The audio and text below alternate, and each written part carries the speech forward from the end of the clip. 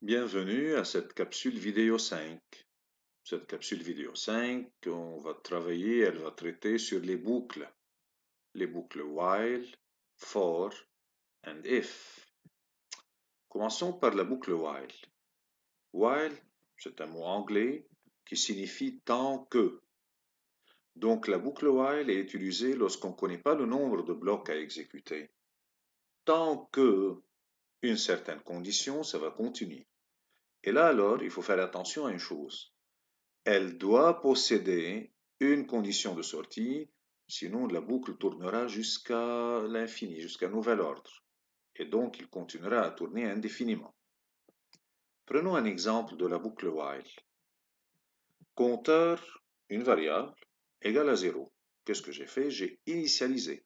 J'ai donné à ma variable, une valeur initiale qui est par exemple 0.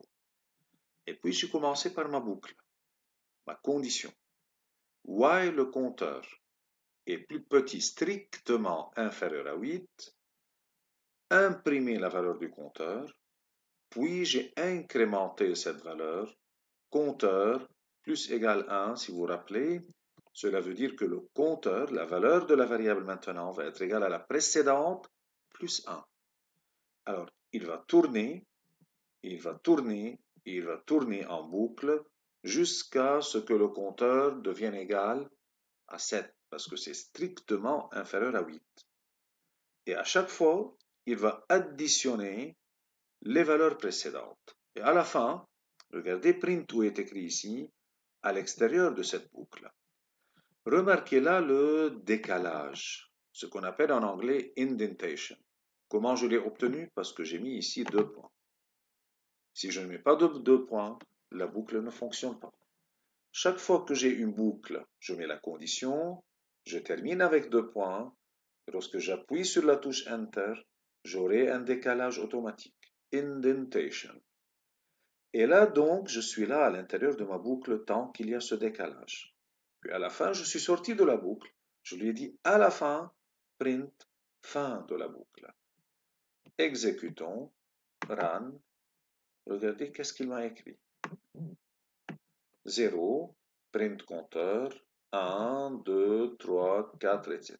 jusqu'à 7 parce que c'est inférieur à 8 strictement. Print compteur, le compteur égale au précédent plus 1. Le compteur égale au précédent plus 1. Le compteur égale au précédent plus 1. Il a continué à tourner jusqu'à arriver à 7. Donc il y a une condition. Il doit être inférieur à 8. Et lorsque ça devient strictement inférieur à 8, la boucle se termine. Voilà, elle doit posséder une condition de sortie. La boucle est sortie. Et il m'a écrit à la fin, fin de la boucle. Autre exemple. Un nombre qui est une variable. Je lui ai affecté une valeur 4. Qu'est-ce que j'ai fait? J'ai initialisé cette valeur à 4. Au début, elle commence par 4. Puis j'ai mis ma condition. While, tant que ce nombre est inférieur ou égal à 10. 2 points. Alors là, remarquez le décalage. L'indentation. L'indentation. Print nombre et nombre plus égal 2, c'est-à-dire le nombre va être égal au précédent plus 2. Et une fois que cette boucle sera terminée, regardez le print où je l'ai fait, il va me donner la fin. 2, 4, 6, oh, pardon, 4, parce que j'ai commencé par 4, excusez-moi. 4, 6, 8, 10, et à la fin, il m'a écrit fin. Bon, si je mets là, par exemple, à l'intérieur de ma boucle, print, entre parenthèses, voilà, une certaine chaîne de caractères, un certain string, ouf. Et si j'exécute maintenant, regardez qu'est-ce qu'il m'a écrit. Je suis à l'intérieur de ma boucle. Pour la première valeur du nombre, 4, il lui a ajouté ouf. Puis il fait un deuxième tour. 6 et ouf. Troisième tour, 8 et ouf, 10 et ouf. Et lorsque la condition est remplie, à la fin, à l'extérieur de ma boucle, il va m'écrire fin. Deuxième boucle, c'est la boucle for. Lorsqu'on veut répéter un nombre connu de fois le bloc d'instruction. Exemple. For I, pour un certain caractère, for I in range 1 à 10. Remarquez ce que j'ai écrit ici. Chaque fois que vous voulez faire un commentaire chez Python, vous commencez par ce symbole hashtag et donc il ne lit pas ça. Tout ce qui vient après un hashtag, il ne le lit pas. C'est pour nous un commentaire. For I in range 110, 2 points. Print I. Que veut dire in range 110? C'est un nombre qui va commencer par 1, inclus, mais le 10 c'est comment? Exclu. Et à la fin de ma boucle, je suis sorti de ma boucle, j'ai commencé là sans décalage, fin de ma boucle. Si j'exécute, for I in range 1 to 10, mais le 10 est exclu, 1, 2, 3, 4, 5, 6, 7, 8, 9, il m'a écrit à chaque fois la valeur de I, une deuxième fois, une troisième, quatrième, etc. Fin de la boucle lorsqu'il était sorti.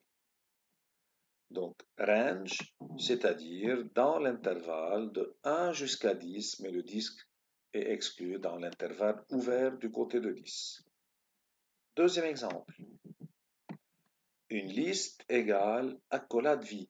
Donc, j'ai initialisé une liste vide. J'ai commencé par une liste vide.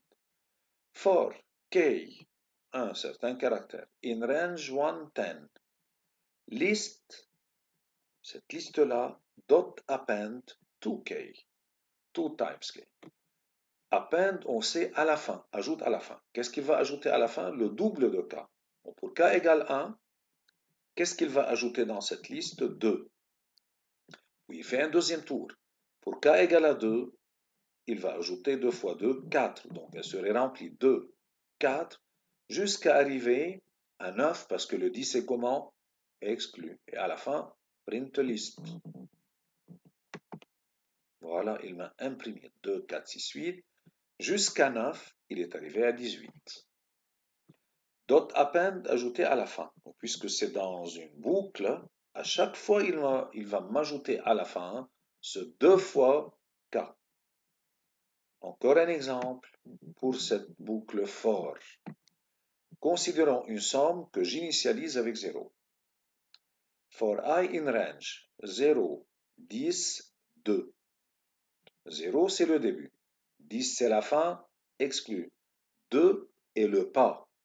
Ne passe pas de 0 à 10 par ordre, mais saute, fait un pas. 0, 2, 4, 6, 8, et c'est terminé. Parce que le 10 est comment? Exclu. Puis je lui ai dit, cette somme, qui au début est égale à 0, va être égale à la somme précédente plus le i qui est là. Et à la fin, imprime-moi la somme, une chaîne de caractères, virgule somme, cette valeur.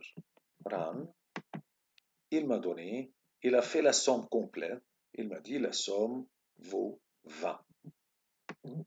Enfin, la structure if, qu'on utilisera trop dans notre langage informatique. If n'est jamais seul. If, elle est avec else. If, c'est-à-dire si. Else, sinon. Et entre deux, je peux mettre elif. Sinon, si. Pour comparer, n'oubliez pas, avec Python, on utilise égal égal. Lorsque je dis une variable est égale, j'impose à cette variable la valeur que j'ai mise. Mais lorsque je mets une variable égale égale, je suis en train de lui dire compare-moi cette valeur, cette variable à cette valeur. Fais une comparaison. Et donc, lorsqu'il fait une comparaison, il va me répondre true ou false. Alors, 2 égale compare. Point d'exclamation égale différent de. Vois si c'est différent de. Plus grand, strictement supérieur. Plus grand ou égal, strictement inférieur, inférieur ou égal. Prenons cet exemple pour fixer nos idées. Une variable âge égale input, et j'ai mis la question à côté, et donc là je dois interagir. Attention, encore une fois, input renvoie toujours une chaîne de caractères. Pour cela, je dois convertir âge égale integer âge. c'est-à-dire ce que moi j'ai écrit que lui il a considéré comme chaîne de caractères, convertis-le en un nombre entier. Et là je commence ma condition, ma structure conditionnelle.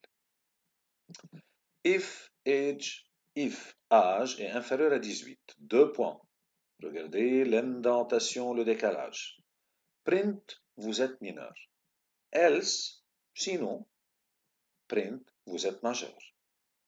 Et une fois que je sors, print à la fin, regardez, il n'y a pas d'indentation ici. C'est à la fin, je suis là. Print, fin de la structure conditionnelle. Run, il m'a demandé que j'interagisse. Quel est votre âge? Bon, je vais lui mettre, disons, 32.